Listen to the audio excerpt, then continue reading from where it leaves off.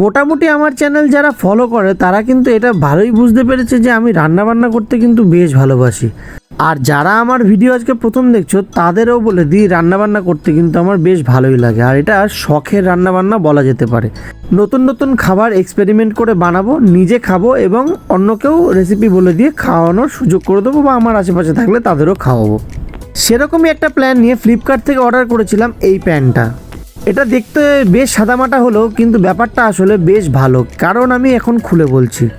বেশ কিছুদিন ধরেই ভাবছিলাম একটা গ্রিল প্যান কিনবো, তো আশেপাশের দোকানে দাম জিজ্ঞাসা করাতে বললো 1200-1300 টাকার নিচে কোনো গ্রিল প্যান নেই।